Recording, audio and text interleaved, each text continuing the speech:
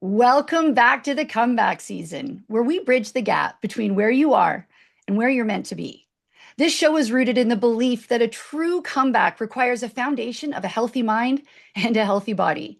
By integrating the science of mindset and nervous system regulation with the precision of functional nutrition and macro tracking, we help you build a life that is sustainable, resilient, and high energy. Joining me today is Jenifer Merifield, a personal excellence mentor and master integration coach who's been helping leaders sharpen their vision since 2007. Known as the magnifying glass that brings everything into focus, she is the creator of the Extraordinary Life Process and You 2.0. Jenifer, I am thrilled to have you here. Why don't we start off with you telling our listeners a little bit about yourself and how you got in this space? Thanks for having me. I'm excited too. We had such a great off-air chat too. I can only imagine where this is going to go today. Okay, so how I got here. I mean, I grew up with it's the sort of I guess challenges that most people have, and then some. And from there, it was just a life of just figuring things out, going through school. Didn't really love school so much. Always, straight A kind of student, but just struggled with the challenges of it and not having the guidance to figure it all out. And then in college, I had kind of a breakthrough moment that was really amazing, and it was where my psych teacher told us that our life is the accumulation of every choice we ever made. And it just like it hit me like, oh shit, like we could, like, we're not just like dealt this hand and then your whole life is going to be like that. Like we actually get to choose and change. And that was, sort of the catalyst to, how getting here and personal growth and really like deep diving into, what all the possibilities of that could be. That's wonderful. And when did you start coaching in that line? So almost 20 years ago, I started coaching. Yeah. And before that, the 10 years leading up to that, I was running a marketing business. And here's the thing, like when you have these epiphanies of, oh my gosh, I can actually choose my life, it doesn't mean life's going to just be great. It's because we still have our stuff, right? And programming goes so deep, and it's a matter of, sort of like zooming out, seeing it, and then, the identity that we believe we are doesn't just switch to a new one when we know we have choice. It takes time, and there's little parts that are, sort of dug in deeper than others. And so, um, I actually I was seeing a therapist after an early divorce, and it kind of like it was opening my mind to some things. But I also noticed, I was leaving sessions feeling like my heart was in my hands, and I was like, oh God, I just got to get through the week to get to another session. And no dissing therapy. Therapy's great and it's necessary, especially at the entry level, where there's any trauma or things like that. But soon after that, someone introduced me to a coach, and I hired this woman, and it blew my mind. It was like the epiphany I had in college. It was like that on steroids, like, oh my God. And we are actually changing things at a rate much faster than I could ever do on my own. And so that was kind of like the entry level path of discovering this and then deciding, oh, I want to do this. This is amazing. And it's so true. Most of us coaches are coaches because we've been through the shit and Yeah. we figured out a way out. And really, I say that we figured out a way out.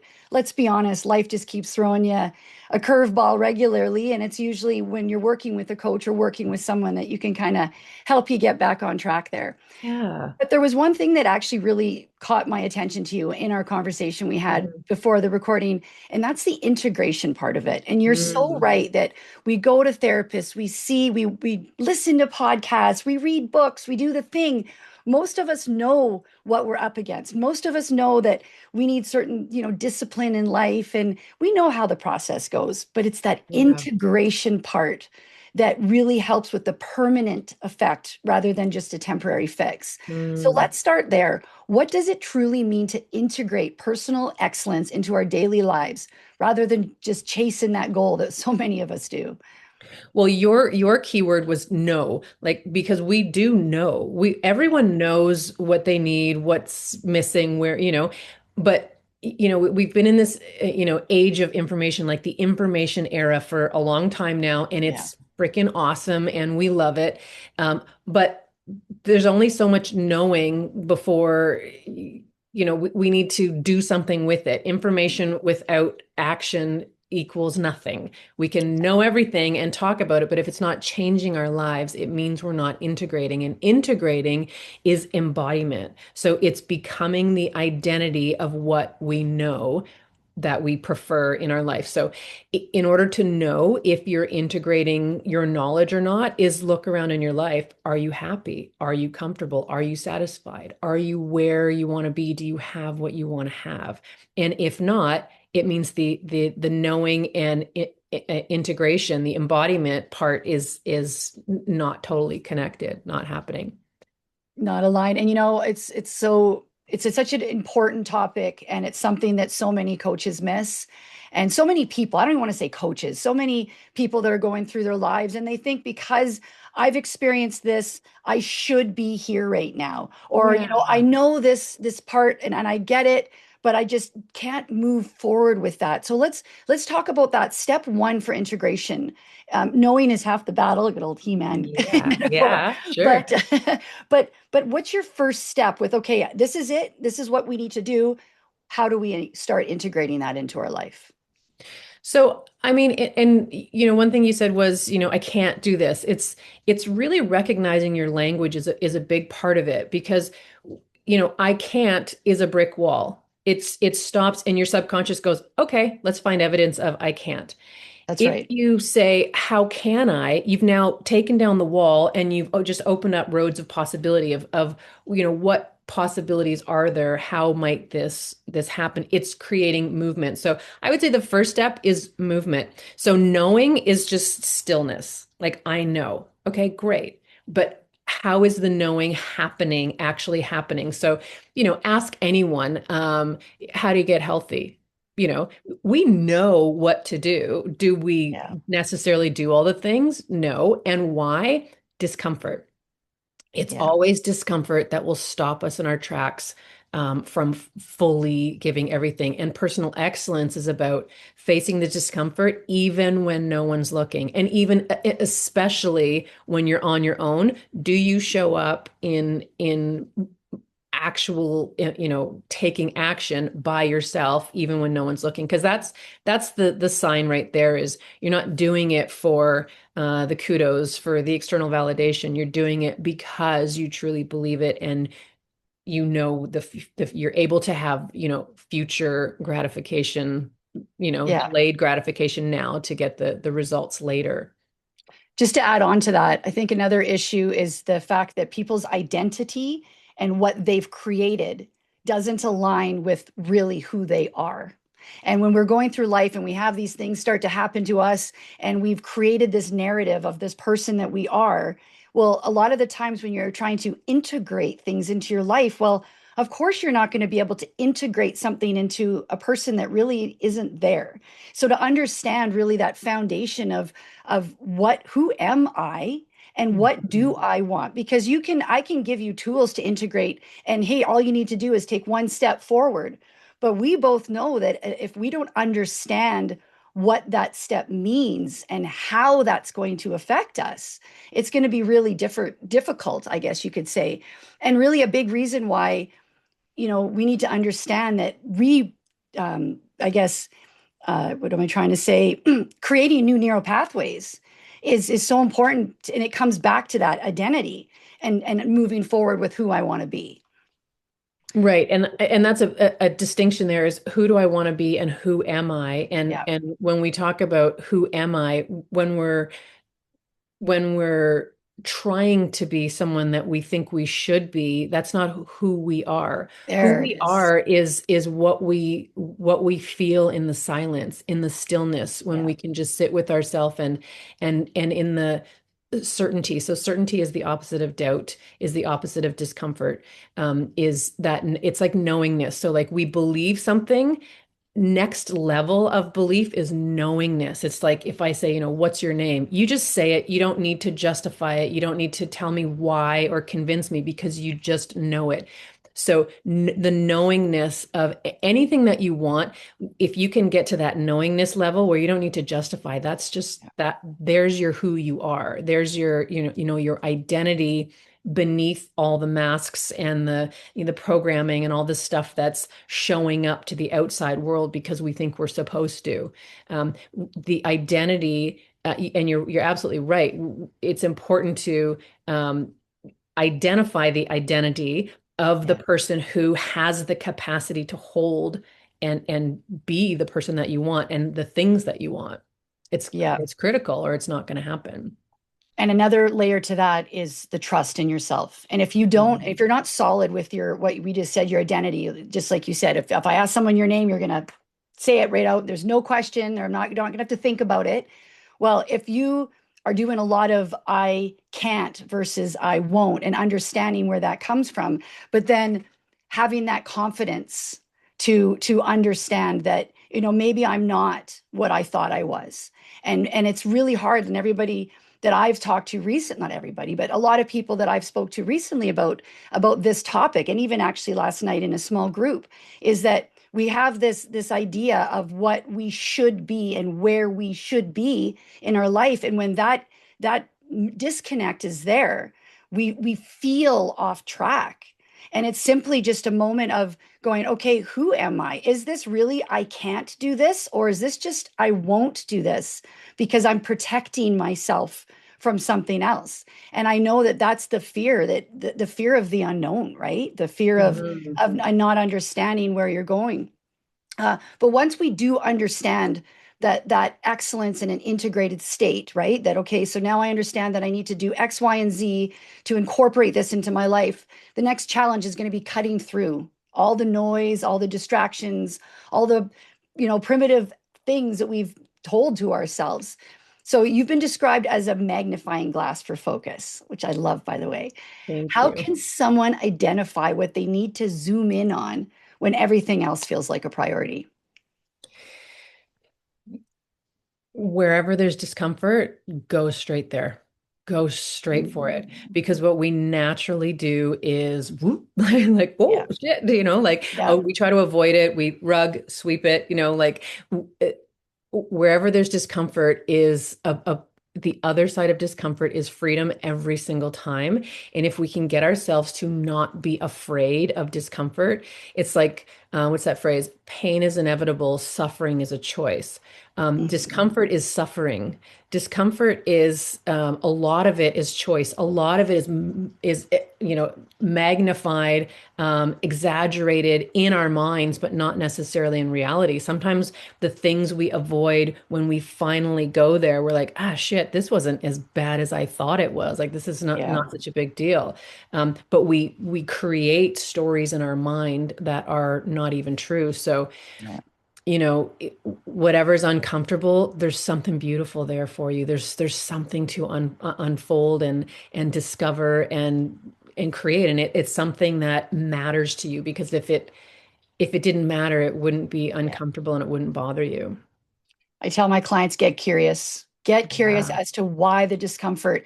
Give it a name. Man, as soon as you give that discomfort, that doubt, that fear, that person that shows up that is not you, removing yourself from that, giving that person a name, that behavior a name, allows your brain to not identify with it. And then all of a Mhm. sudden, you have the control over that. And I Yeah. talk about this in my groups too. Yes, foundationally, I'm a fitness instructor, I'm a personal trainer. I help people transform their bodies. But in the last 3 years, I realized it starts in the mind, man. And if you think that the stress in your day and the challenges you face and how you show up to those challenges doesn't directly dictate your success of reaching your fitness goals, and we need to do a lot more reading because it's a fact.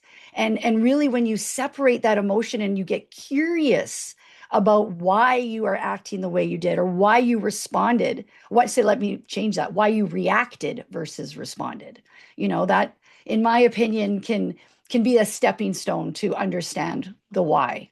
Yeah, and it's important too, to notice where you hold back, where you avoid, all the things that you're talking about, but then also to be, you know, to recognize it again is very much like the knowing versus embodying. So it's like we can say like, oh, well, I know this, I understand why, I can figure this stuff out, but then what? And then, people it's like, but then I don't know what to do at that point.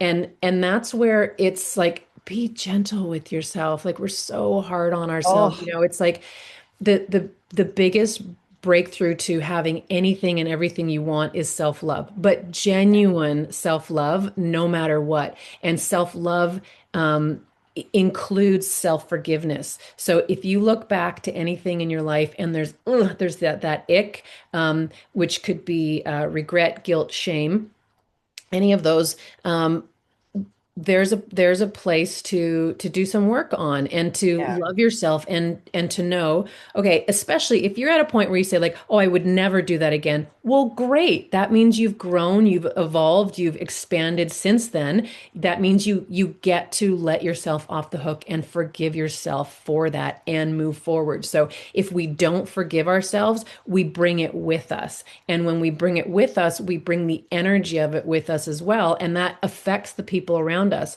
And that's one of the best ways to let stuff go is because we would never want to, on purpose, harm the people we love or make them uncomfortable or, bring any, baggage disruption into their lives. And so when, that's a great way to let ourselves forgive ourselves for stuff to let it go so that it's not affecting us, but also not affecting other people because that energy can contribute to, moodiness or snappiness or assumptions and, Mhm. resentment and all kinds of things. So to let that go is like the ultimate act of self-forgiveness and self-love. And it opens up Yeah. the doors to everything.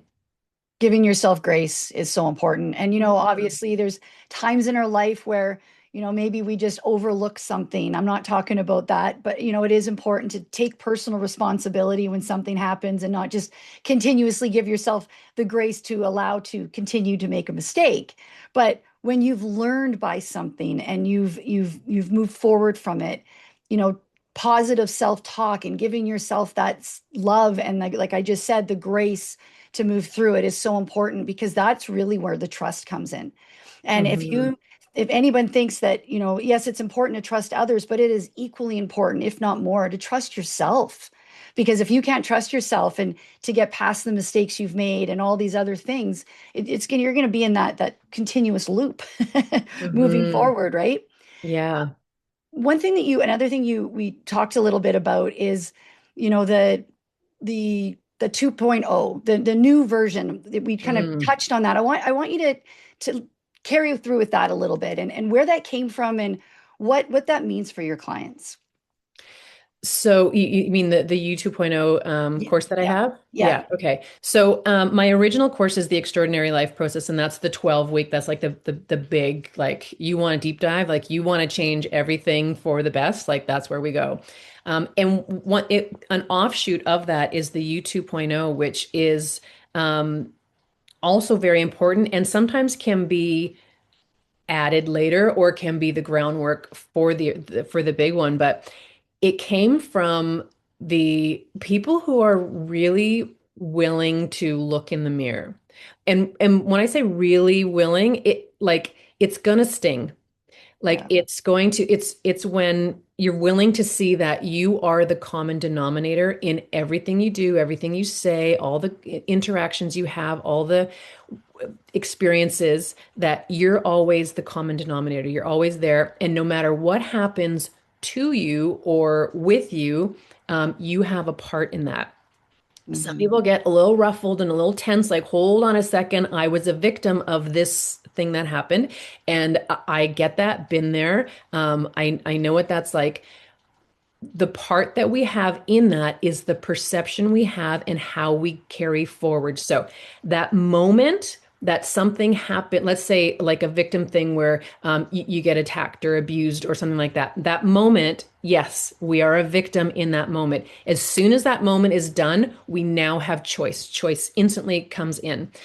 How, at the very least, how we think about it, how we perceive it, and how we let it live on. So again, it's the pain versus suffering. So am I going to let this define who I am going forward, or am I going to use it as a stepping stone and wisdom and grace and strength to be something better? And it doesn't mean it's okay what happened. Let's just clarify that Right. for sure.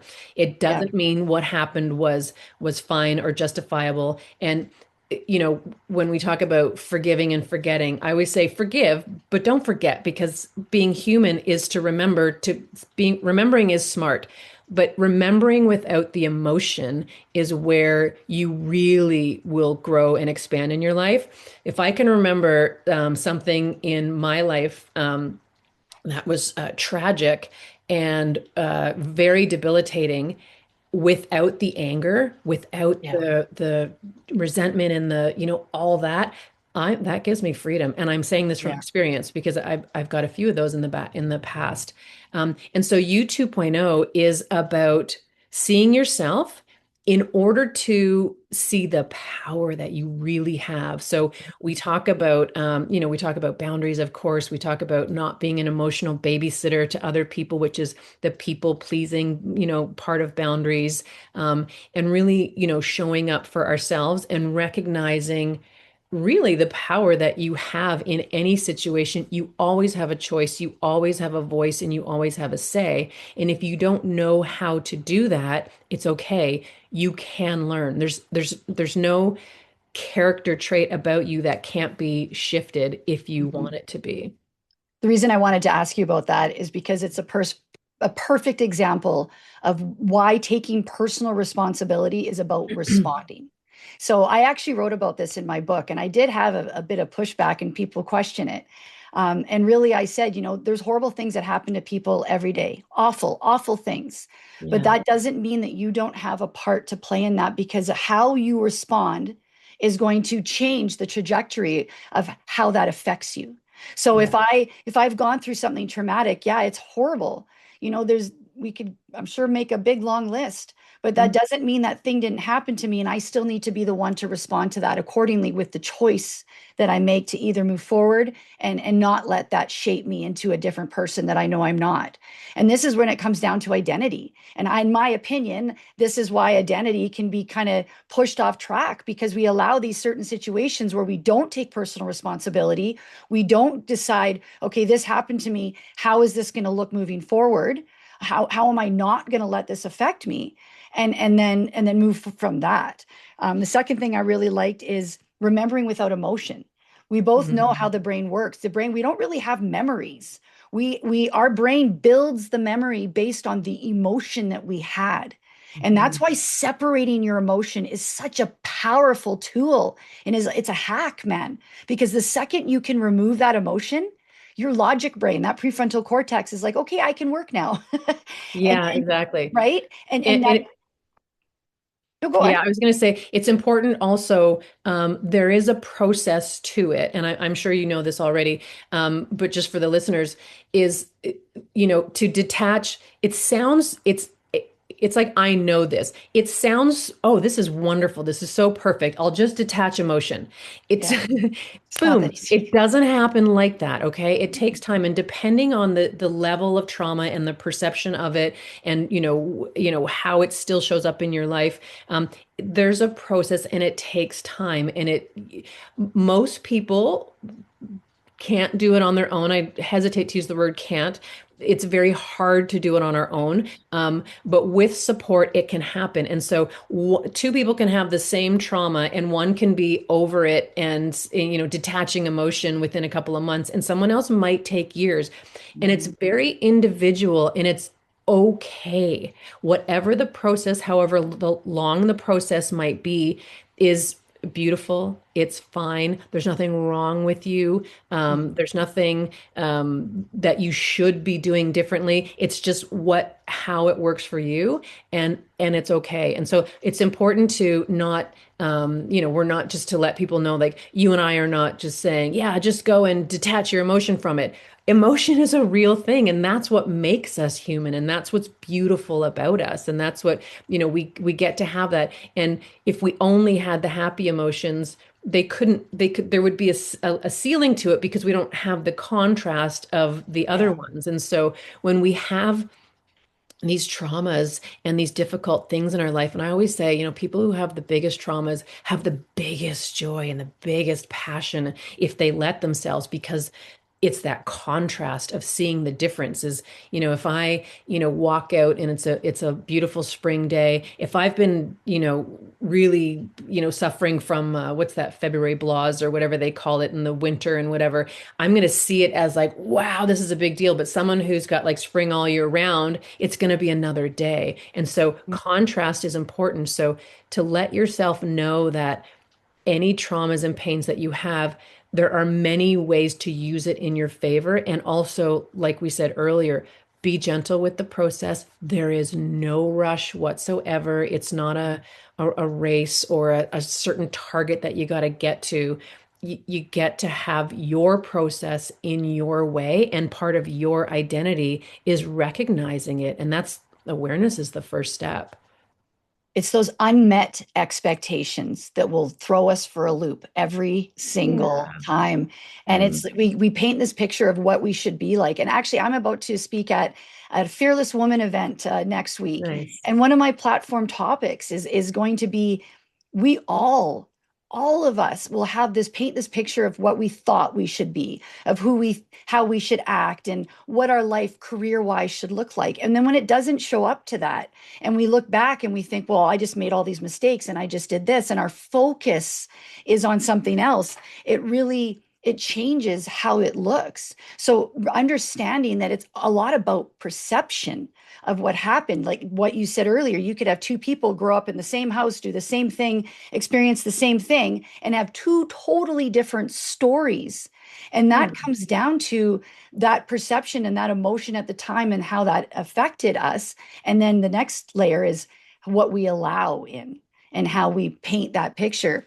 But another thing that I really liked about your platform is the extraordinary life, not just, the Mm. basic standard life.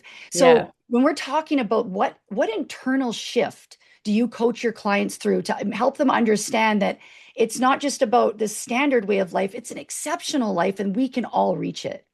Yeah, I love that. I love that. And it's, it's what is your definition of extraordinary? And extraordinary, most people think it's like, wow, and like fireworks going off and whatever, but it's just extraordinary if you separate it. And so whatever's ordinary, anything even slightly better equals extraordinary. So it's like getting that front row parking spot at Costco. It's like, like Yeah. the surprise smile from a stranger, like that's extraordinary. It's extraordinary. It's not just like meh, neutral, just going along. It's how can you, there's something called beginner's eyes, where it's like you live as though everything you see, you're seeing for the first time. And just try it for like half an hour or an hour. If you're in nature, it's even more extraordinary.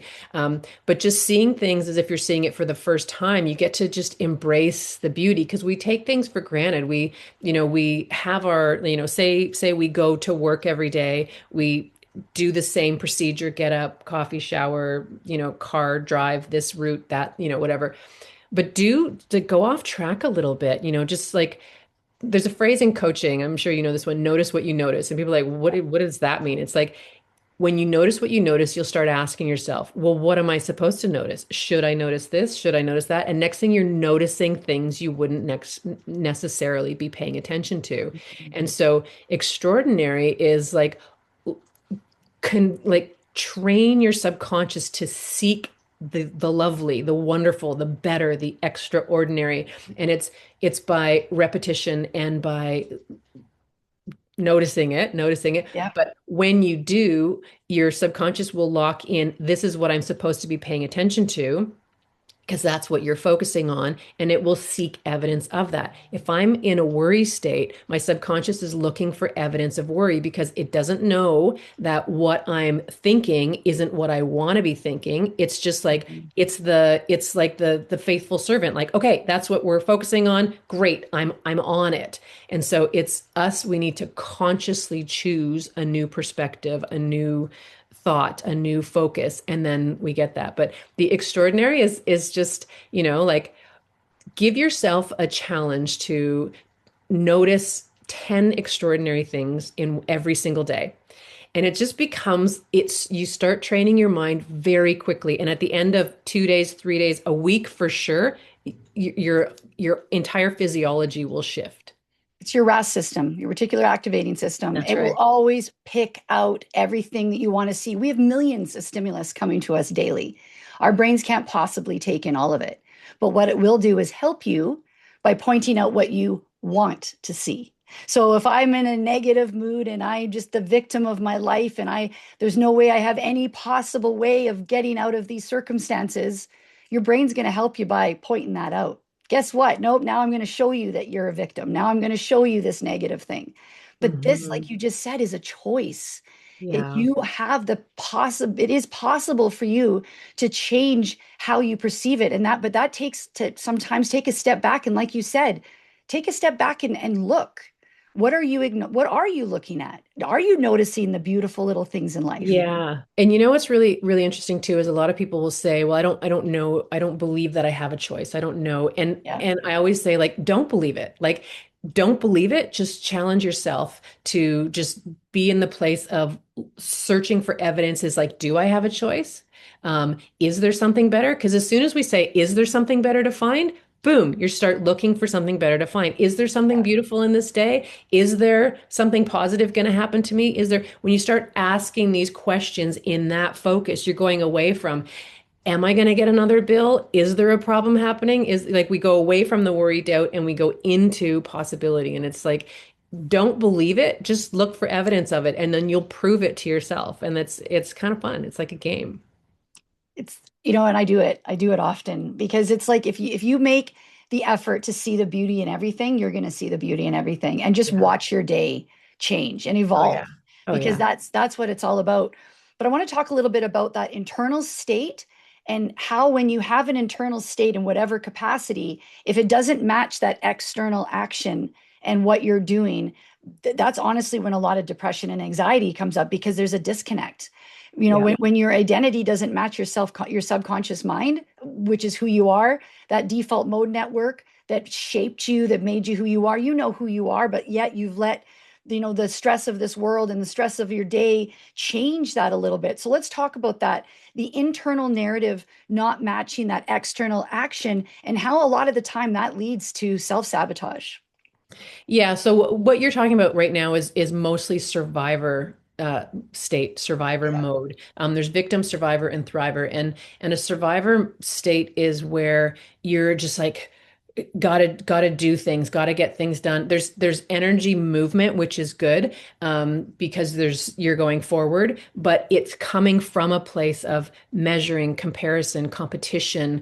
Gotta get to the finish line, and then when you get to the finish line, you realize, oh, there's more finish line, so you don't Yeah. stop to celebrate. You just keep going, and it's very much, looking to this side and that side to make sure that other people are recognizing that you're doing good, and it's the performative sort of state of mind. It's freaking exhausting. Like, it's absolutely exhausting because you never get anywhere, you never land. Yeah. However, the victim state is worse. The victim state is the sort of like the bottom of the pit kind of thing, I like to say, where it's like deflated. It's very self-focused, as in, like, just, it's like living in a little bubble, not seeing outside of, possibilities, but it's like, um woe is me, a lot of shame, depression, guilt, sadness, no energy movement, and no, like there's no sunshine there. Now, Mhm. very few people are constantly in one state. We oscillate between these throughout the day. Sometimes, we'll dip our toe in victim state, at some point, like say I'm going through the drive-through on my way to a meeting, and then all of a sudden someone's ordering, this big thing, and now I'm running late. Might get into a poor me kind of victim state. Um, but it doesn't mean I'm going to necessarily stay there. So the thriver state is the one that we're going to, and you nailed it earlier when you said curiosity. As Yeah, soon as we get curious, we open possibilities, right? And that's it's like we were saying, it's like what, where can I find beauty? Where might so excuse me, like what's the great reason behind why I got held up in line here? Maybe I avoided a car accident. Maybe I'm going to meet some hot guy. I don't know. Maybe I'm going to, whatever it is, it could be anything. But that curiosity and the positive is what keeps us in a thriver state of mind, and that's what opens the possibilities. But it's when we identify with, I'm amazing. I love myself. I'm worthy. I get to have a voice. I get to take up space. And yeah. I'm saying this from a place of I was very shy and I had self-worth issues from a very young age, and insecure, which led into like boundary issues, people pleasing, all that. Like, please just like me. Please, I just want to belong. I'll just, I just want Yeah. to fit in. I'll So do anything. I'll do Yeah, anything. Yeah, you yeah, name it. I'm there. yeah. Um, but the shift from that, a thriver is not everyone is going to like me, and that's okay. Because Hmm. the ones who do are the ones that matter. Like Dr. Seuss, those who mind don't matter, those who matter don't mind, Don't mind. Yeah. right? Yeah. And so it's, the identity of a thriver is self-love first. And because like this is a little trippy for some people. You can't actually love anyone more than you love yourself.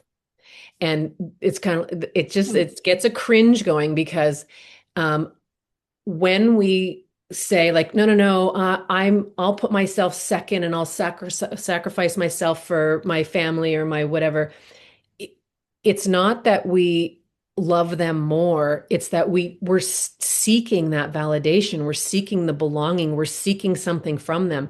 When I can love myself so much, then I'm not judging anyone. I'm not, measuring anyone. It self-love instantly makes love for everybody else.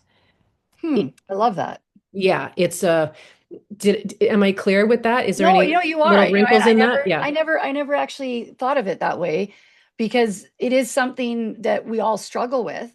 Yeah. But to look at it that way, that yeah, if you don't love yourself, then yeah, you are going to be spinning your wheels because it radiates, right? And love, the energy of love Yeah. is beyond everything. I don't care Yeah. what you believe from a spiritual standpoint, from Hmm. a Christian standpoint, or from a atheist standpoint. Love Yeah. conquers all. Love is at the top. And if you Yeah. love yourself internally and that internal system matches your external actions, well, that's going to come in alignment. But another thing you Well, actually, yeah. Can I just throw in one more absolutely little added thing in. Yep. just We're just going to to make add sure it's lots. clear? Yeah. Okay. Yep. Just to make sure it's clear, and hold that thought, is so if you think of a bank account, right? So we have a bank account, and when we go to the ATM to put our card in, do we want to take something out of it, right? But in order to take money out of our bank account, we got to put money in. Right now, we could run out of money and say, "Okay, I'm going to get some overdraft." So I'm going to ask the bank, which is not my money. It's not me. It's something external. Can I borrow some money from you? So I've got some overdraft.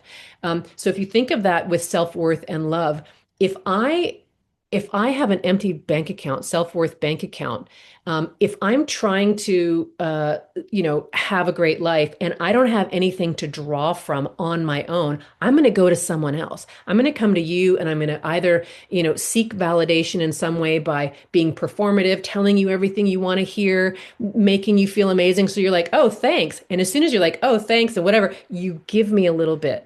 And you give me a little bit of self-worth. It's not real because it goes away when you go away.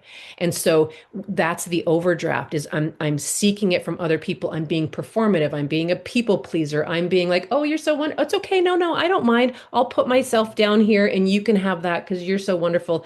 That's not actual truth. That's not me actually being genuine about that. That's me seeking external validation because at a core level as a human being, we need self-worth to survive. We need self-love, energy, we need something. And if we can't just naturally have it, we'll go finding it. And that can be drugs, alcohol, cigarettes, Yeah. sex, shopping, whatever it is, we're seeking that. That's why when I'm trying to explain this, when our self-worth account is full, I can give some to you, I can give some to you, I can do it, and Yeah. it's genuine. And I'm not going to give it to something that's icky or yucky that I don't actually need to survive anymore. So I'm going to only be where it matters, and where it feels good.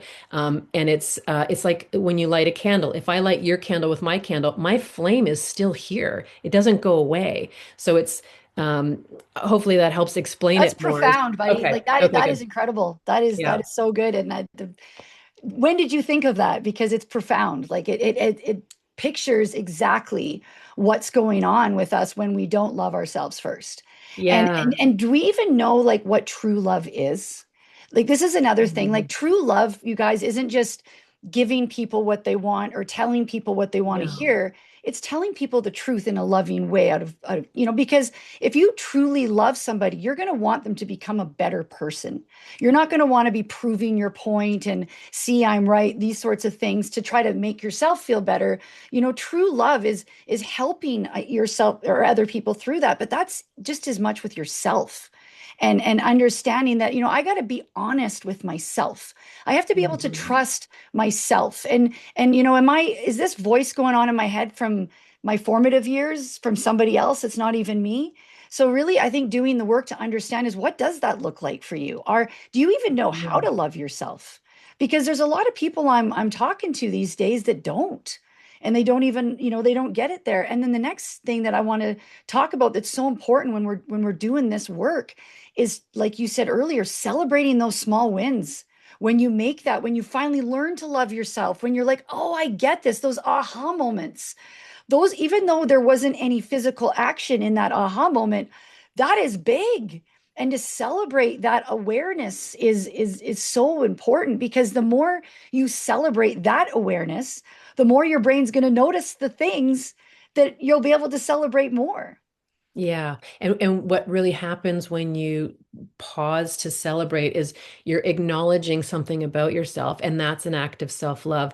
But if you imagine like like you're living in loops. So certain actions, certain, like, think of like, do your relationships always, you can end one and the next one ends up being the same as that one, whether it's, romantic relationships or work or friends or whatever that is, money cycles, whatever. We're on these loops, and some of the loops are great and they're serving us and keep the loop going.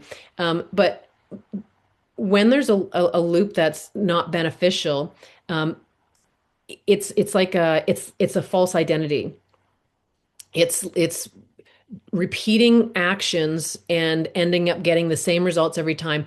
But if you want to change a certain aspect of your life, you got to break the loop. But we don't know how to do that. So a big part of that is, like what you said, is stopping to celebrate and acknowledge those little wins, because it puts a pause. And it creates a pause, and then it puts the focus on ourselves. I'm not going to celebrate something I did unless I care about myself. Yeah. Right? So Yeah. those little things are so important. And here's the thing, it was really hard for me to say, I love myself out loud to other people. It felt weird. It felt even like, I had a coach one time who's like, okay, let's give ourselves a hug. And I was like, I'll pass. That's okay. It was just felt weird to me. And now I'm like, oh, like, Yeah. yeah.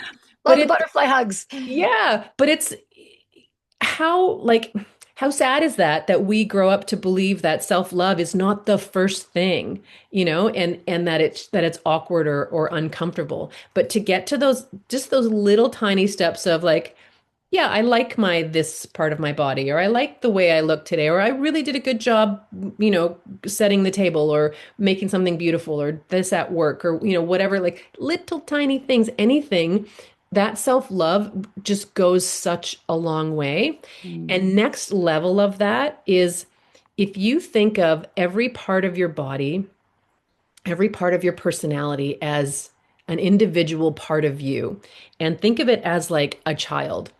If a child makes a mistake, we don't shame it and ignore it and, avoid it. We embrace and we love, and it's okay, and we support, and we tell the child, keep going, keep trying.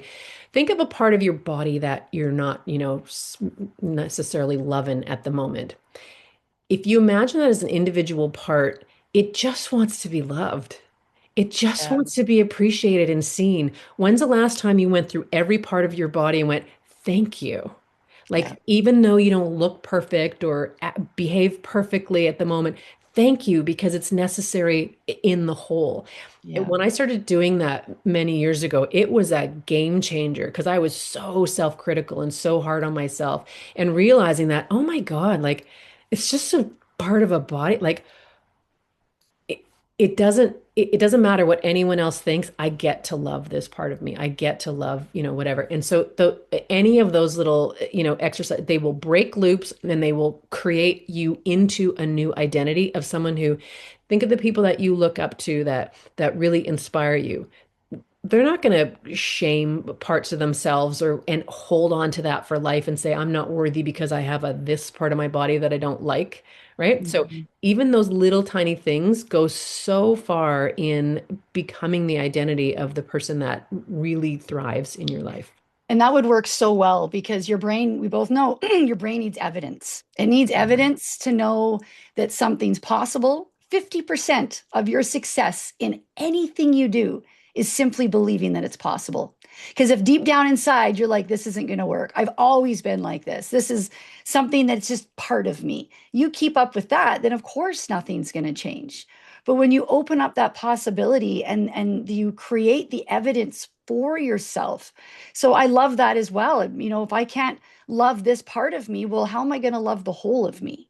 It's Yeah. really what And it comes down to. yeah. And when you say, I just can't, or this is not something that I'm able to do, a lot of people will say, well, but yeah, but it's true. Like I'm not good at this, or I don't know how to do it. So how can I even convince myself that I am? You don't have to convince yourself you are good at something if you truly believe you're not. But the magic is in saying out loud, how can I Yes. become good at this? Or how can I love this about myself? Because there can be a Mhm. part of your body that you're like, I just like it's, I'm just really unhappy about this. It's, but just start asking, how can I love it? How can Yeah. I be fine with it? How can I just be neutral with it?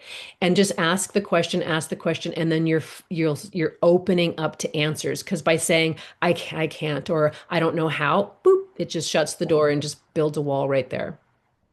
Whenever the I can't, I won't, I this, you're already, that's your answer. That's what's going to happen. Right. And I love that as well. Man, you're on fire today. So I want to talk a little bit now about it's hard being stuck in that messy middle and that centered piece. And the difficult part about it is that most human beings have 100 things to work on in our life. Let's be honest. There's always Sure. going to be Yeah. something, and it's also going to be coming back to us because we're doing life with a whole bunch of imperfect people. So there's always going to be someone that hurts you or somebody that kind of sets you off track. But like, let's talk about how we stay grounded in that middle when we're trying to change something, and how can we magnify those results and focus on the positive when sometimes that negative is still coming in. Well, let's go back to perception then, because when you say there's always going to be someone who can hurt you, um, no one can, no one can, like, let's talk emotionally versus physically. Of course, someone Okay. can physically hurt us, but emotionally, no one can force us to feel anything. We get to choose, and this is a powerful part of the choice piece, is based on perception, I get to choose how I feel if I perceive it in a certain way. So if someone says, calls me an asshole, and I get hurt by that, it's because I'm choosing to find some belief in that. Or maybe I don't believe I am that, but maybe I believe this person has a powerful voice and can do damage in some way. If I then shift that to believing that, okay, if I okay, there's an analogy called the bus stop, and it goes like this: if if I say to you, if you're on one side of the street and I'm on the other side of the street, and I say, hey, Nicole, meet me at my house for tea, get on the bus, go 5 stops, turn left, third house on the right. You're going to get on the bus on going east, let's say, but I'm on this side of the street. I'm going to get on the bus going west, and we're going to go opposite directions, 5 stops up the street, the house. We're going to be at two different houses. Now, in my perception, you didn't listen to me. You didn't do it the right way. In your perception, I didn't say it right, and I messed you up. And maybe I was secretly out to get you. Maybe I'm thinking you're secretly didn't want to see me. And we can create these whole worlds in our mind. Obviously, this is a silly little metaphor. No, yep. But when we think of, life, it's when we don't, if I were to first go to your bus stop, cross the street, stand beside you and look around and go, oh, this is what the world looks like for you. You know what? Cross the street and then get on the bus and then do this, and then we'll meet for tea. So anytime I feel like someone hurt me, I get to go to their bus stop and think, what must they be thinking or how must they be feeling for them to justify saying that or behaving like that? This is not about me. This is Yeah, about something's going on for them that's causing them to be this way. Behavior is not who we are, it's a reflection of how we're feeling in the moment. that's And right. so if we can be really cognizant of that all the time and go, and instead of reacting, like you said, but respond with a question. Did you mean to say that? Because it felt a little hurtful. What did you mean by that phrase? Right. So Mhm. I'm not denying that, yes, we can feel hurt feelings by things people say. But when we seek clarity for, why it's happening and go to other people's bus stops, then we can detach from it and then we can go, wait a second, I don't need to feel hurt by this. Is there truth in this in some way? Is there some way that I can see this and maybe grow from it? Okay, great, then I'll take it. But if not, I don't have to take that on. Seeking clarity is, in my opinion, the equivalence of the getting curious. Yeah, And absolutely. and I can't, like, I'm not just saying this because I coach it. I utilize this in my life all the time. The second I feel that trigger, we all have the triggers, and Oh we know yeah, that of our course. the first thought, it's automatic. We can't control it. It'll happen. We can't control it. We can then work on it, Yes. but that first automatic thought is coming from my subconscious. There's nothing I can do until I decide. But the trigger goes to the thought. This is cognitive behavioral therapy. And then from the Yeah. thought goes to the emotion, and the emotion goes to the action, the Action. behavior. Yep. So if I can interject at that thought and be like, okay, this is irrational, this isn't, let's get curious, let's try to understand that. That's the trick, because that's when you can manage your emotions. And when you Exactly. can manage the emotion and you can show up that way, then all of a sudden, just like the way that you explain with self-love and why that's important to pour out, to have the ability to pour out love onto other people. If you don't love yourself, you're not going to have anything to give. I'm going to use Nothing authentic anyway. that's right. Yeah. Well, there you go. Now, and people feel that. If we think for 1 second that, I don't understand, I didn't say to a person, I didn't do this, I didn't whatever, they're feeling you're not being authentic. Hmm. When you're authentic, regardless if you're likable or not likable, people will still respect that and still honor that and receive that better, because you're authentic, than if you're just trying to show people Hmm. what they want to see. And that's when sometimes people can have an issue, or you can have conflict in your life, and there's not even a thing that happened, but that conflict is that disconnect of Hmm. both parties potentially not understanding. But we all do that. And you just said that too, that there's a lot of times where somebody will wrong us or do something, and we'll take that as a direct attack. And it's so hard not to be like, no, Hmm. this is on this person, and not to take that personally, which is another reason why working with a coach is important. But Yeah. yeah, no, it's very interesting how we can mold that into either to serve us or to sabotage us. Yeah, And exactly. that's Yeah. the work. That's when it comes in. Yeah. And let's say a little thing about people pleasing and boundaries here, because when we talk about authenticity, like authentic giving and complimenting and things like that, people who are people pleasing need to belong, need the emotional bank account that we talked about. But I want to also say, people who are people pleasers are hurting. Yeah. Okay. They're afraid. They're coming from scarcity, scarcity of love, scarcity of maybe money, scarcity of appreciation, or maybe they grew up with rejection or abandonment or criticism, judgment, things like that, where they felt deeply and they felt other people's emotions, and it was a nervous system response to protect themselves. And so Transactional, really. no shade on any people pleasers, and because it can sound like, well, you're not being authentic. Sounds like, so one of my past coaches, I was going through my people pleasing discovery and transformation of it, which took a long time. And she just flat out said, can I say the F word Go for it. on your show? She said, people pleasers are fucking liars. And I was like, oh my God. And it just stung me right in the heart, because I was like, I would never intentionally, want to be like that with anyone. She's like, and that's the thing is, of course you don't intentionally want to be that way, but this terrified little girl inside you is doing everything she can to be safe, Yeah. including saying, complimenting people when you don't actually like her freaking shirt. You don't actually, whatever. You're just saying these things because you want them to like you, because that equals safety, but it's not permanent. And Yeah. ooh, that was a sting. It's funny you say that because I was just watching a video on that, and somebody, not exact words, but definitely aligned with that. Yeah. But people pleasing is really kind of a selfish act. We Yeah. position it that I'm just trying to help, I'm just trying to do that, and I'm so nice and so helpful. Yeah. I did it. It was what I Same. thought I had to do to be loved. And I still need to check that girl at the door sometimes. Ditto. And Yeah. it's that automatic thought. We talked about that earlier. It comes from your default mode network. And if you're not aware of it to consciously change it, then, Yeah. but just acknowledging it that you have the tendencies is so important. But when you really break that down into deeper layers, it is an act of selfishness because you're Yeah. just trying to tell the person whatever they want to hear to make them happy with you so that you feel better about yourself. Yeah. But that's Yeah. actually, like I That's a said, sting and a half. it Yeah. is, but it's Yeah. it's not true love either. No, it's It's like not. if you're going to sit back and say, I love people for who they are. Yeah, of course we do. We can all say that on some capacity. But when you're exactly like you said, lying about things just to make someone feel better about themselves when it's not the truth, the truth needs to be put up, but it's how you relate the truth.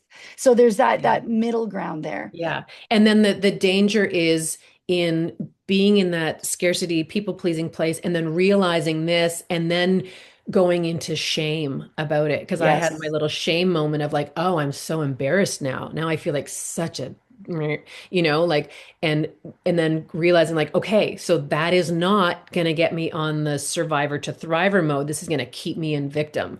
If I that's right. just now spiral into shame, that's like the lowest. And so it's a matter of, okay, get that self hug out. Like, it's okay. And it was necessary. It's learned behavior from a survival place of you need to be okay. Like it was learned behavior, and it gets to be unlearned. And it's also from a beautiful place because it, it matters. Yeah, And people who are people pleasers generally are empaths to some level as well. They feel all the things, and they can sense someone's emotions, like just slight shifts in people's yeah. emotions and moods. And so they immediately go to correct and fix and make it. And it's a survival. It's like it's life or death when we're a child, to be behaving that way. And so, we don't know to question it. We don't know that it's authentic or not going into our adulthood. And then when we learn this kind of stuff, we realize, oh shit, I'm not actually being authentic. Now I feel like an ass, but okay, it's fine. Now I get to change, and that's okay. And it's okay. And everyone is just doing their freaking best, trying to survive and have a great life.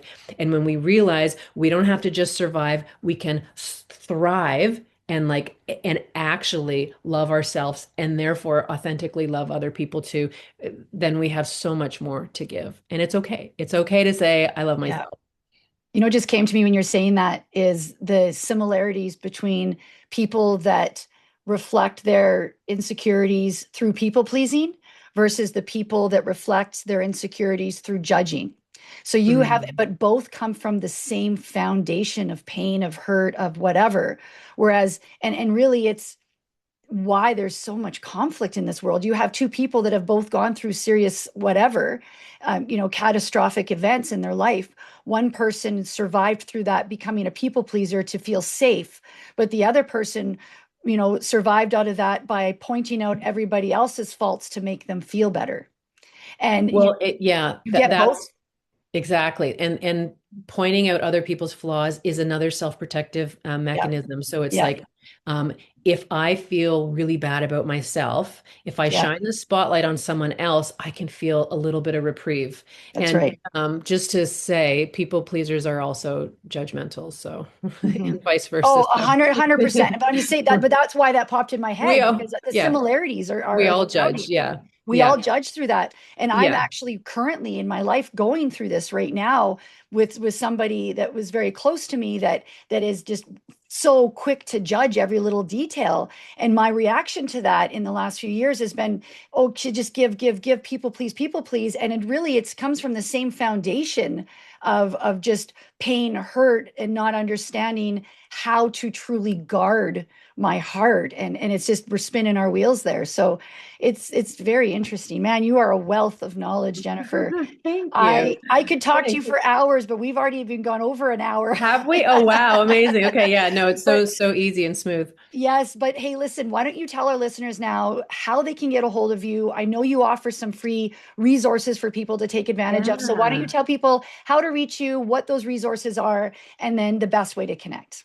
Yeah, I mean, so Jenifer Merifield, one N in Jennifer, one R in Merifield. That's the cruel joke in our family. It just makes it difficult. But YouTube, Instagram, Facebook, LinkedIn, I'm on all those. Jenifer Merifield is just kind of my that. And also on my website is jennifermerifield.com. So try to make it easy.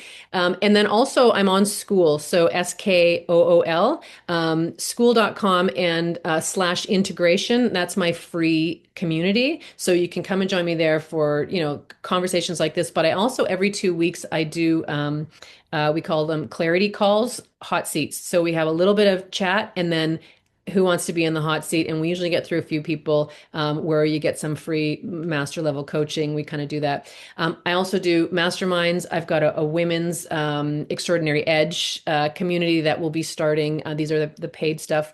And there's tons of you know what? There's ton. Come to the school community, and you can see sort of like the launch place where you can get everything, or go to the what is that link tree on Instagram, and you'll see some links and stuff there. But yeah, there's lots of cool things, paid and free, that you can do with me. Wonderful. And of course, if anybody's listening to this and they didn't have a pen and paper to write all that down, just reach out to me. I'd love to send you Jennifer's information.